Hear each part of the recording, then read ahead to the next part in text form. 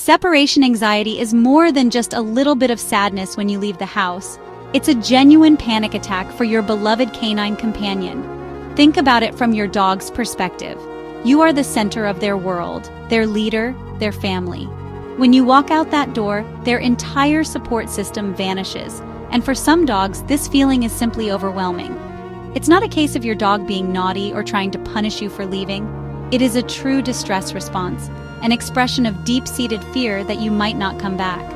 Understanding this fundamental point is the first, most crucial step in helping them overcome it. It requires empathy, not anger. This condition is one of the most common behavioral issues I encounter, and it breaks my heart every time. A dog suffering from this anxiety isn't choosing to misbehave. They are physically and mentally unable to cope with being alone. Their actions, the barking, the chewing, the accidents, are outward signs of an internal storm. They are not trying to spite you for going to work or running errands. They are, in fact, crying out for help in the only way they know how. Recognizing their behavior as a symptom of anxiety, rather than a deliberate act of disobedience, will completely change your approach to solving the problem. It is about building confidence, not demanding compliance. Many factors can contribute to a dog developing separation anxiety. Sometimes it stems from a major life change, like a move to a new home, a sudden shift in the family's schedule, or the loss of another family pet or person. For rescue dogs, a history of being abandoned or passed between multiple homes can create a deep-rooted fear of being left again. Even a single traumatic event, such as being left alone during a loud thunderstorm, can trigger these anxious feelings. It's important to remember that any dog, regardless of breed, age, or background, can develop this condition. It is our job as responsible owners to provide them with the security they desperately need. The bond we share with our dogs is truly special, built on mutual trust and affection. However, sometimes this incredibly strong connection can inadvertently feed into separation anxiety. If our departures and arrivals are filled with dramatic emotional displays, we can accidentally make being alone seem like a much bigger deal than it is. We are teaching our dogs that our comings and goings are highly significant events. The key is to help your dog understand that being alone is a normal, safe, and temporary part of their daily routine. It's about empowering them to feel secure and self-reliant, even when you're not right by their side. This is the foundation of positive, force-free training. Recognizing the signs of separation anxiety is the first step toward helping your dog. The most obvious and disruptive symptom is often persistent barking, howling, or whining that begins shortly after you leave. Your neighbors might be the first to alert you to this particular problem. This isn't just a few barks when the postman arrives. It's a continuous vocalization that demonstrates your dog's high level of distress. They are calling out for you, hoping their cries will bring you back. It's a heartbreaking sound that stems from pure panic, and it's a clear signal that your dog is not comfortable being left on their own and needs your help to learn how to cope. Destructive behavior is another classic sign of a deeply anxious dog. This often involves chewing on door frames, windowsills, or furniture near exits, all attempts to escape and find you. They might also shred cushions, dig at carpets, or destroy your personal items like shoes or the remote control. This is not vindictive behavior, it's a frantic displacement activity. The scent on your belongings provides a small amount of comfort, and the physical act of chewing can be a self-soothing mechanism for a dog in a state of panic. They are simply trying to relieve their immense stress in any way they can, often causing harm to your home and themselves in the process. Many owners come home to find that their perfectly house-trained dog has had an accident inside. Urinating or defecating indoors is a very common physiological response to extreme fear and anxiety, even for a dog who would never do so when you are present. It's crucial not to scold your dog for this. Punishment will only add more fear and confusion to an already stressful situation, potentially making the problem much worse. Instead, see it for what it is, a clear message that your dog was overwhelmed. Cleaning it up calmly and focusing on the root cause of the anxiety is the only productive way forward for both of you. Other, more subtle signs can also indicate your dog is struggling. Pacing in circles or walking back and forth along a specific path, drooling excessively, or panting heavily when there's no reason to be hot are all physical manifestations of anxiety. Some dogs become Velcro dogs, shadowing your every move when you're home and becoming agitated as you prepare to leave. They might start trembling, whining, or trying to block your path to the door. Paying close attention to these pre-departure cues can help you understand the depth of their anxiety and begin to address it before they reach a full-blown panic attack. Your first task is to create a safe, comfortable sanctuary for your dog.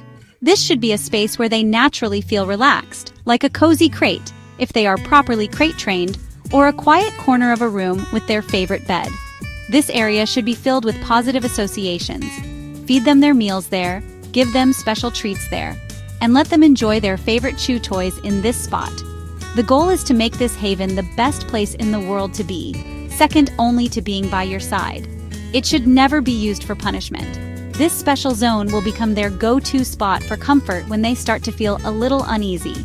Enrichment is your best friend when it comes to keeping an anxious mind occupied. Instead of just leaving a bowl of food out, make mealtimes a fun and engaging activity. Use puzzle feeders, treat balls, or snuffle mats that encourage your dog to use their brain and their nose to find their food. A long-lasting chew, like a stuffed Kong toy frozen with peanut butter or wet food, can keep a dog busy for a significant amount of time after you leave.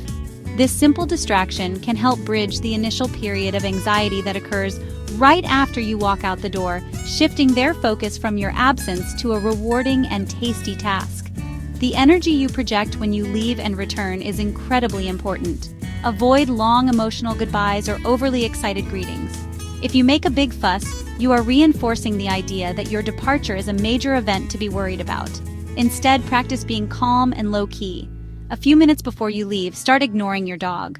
When you walk out, do so quietly and without any fanfare. Similarly, when you return, ignore your dog for the first few minutes until they have calmed down. Once they are relaxed, you can greet them calmly.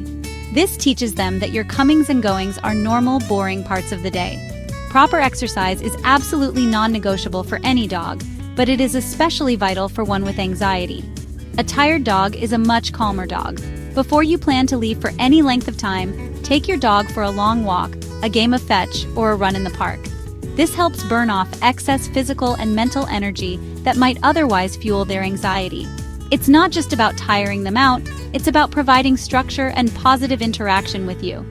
A satisfying morning routine that includes plenty of exercise can help your dog settle down for a quiet nap while you are away, rather than pacing the floors with worry.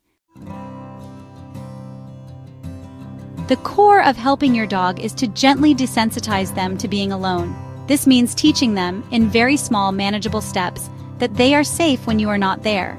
Start by simply leaving them for incredibly short periods. I mean seconds, not minutes. Walk to the other side of the door, wait for 1 or 2 seconds, and then walk back in calmly. Don't make a fuss. Repeat this several times a day. The goal is for your dog to remain calm because the duration is so short it doesn't trigger their panic. You are rewriting their association with the door opening and closing. Once your dog is comfortable with you being gone for a few seconds, you can slowly increase the duration. This process cannot be rushed. Go from 5 seconds to 10, then to 30, then to a full minute. If at any point your dog shows signs of distress, whining, barking, scratching, you have moved too fast. Go back to the previous duration where they were successful and practice at that level for a while longer before trying to increase the time again. This gradual process builds your dog's confidence one successful, stress-free separation at a time. It requires patience, but it is the kindest and most effective method. You must also desensitize your dog to your pre-departure cues, the little things you do that signal you're about to leave. Do you always pick up your keys right before you walk out, or put on a specific pair of shoes? Your dog knows these signals, and they can trigger anxiety long before you even open the door. Practice these cues randomly throughout the day without actually leaving. Pick up your keys and then go sit on the sofa. Put on your coat and then start washing the dishes. By breaking the association, these actions will lose their power to predict your departure and will no longer cause your dog to become anxious. Remember, this journey requires a tremendous amount of patience and consistency. Never ever punish your dog for their anxious behavior. It will only damage your bond and heighten their fear. Instead, celebrate the small victories and manage the situation to prevent panic while you are training. Use doggy daycare, a pet sitter, or a friendly neighbor if you must be gone longer than your dog can handle. With love, understanding, and positive reinforcement, you can teach your dog that they are safe and secure, and that you will always come back. That is the greatest gift you can give them.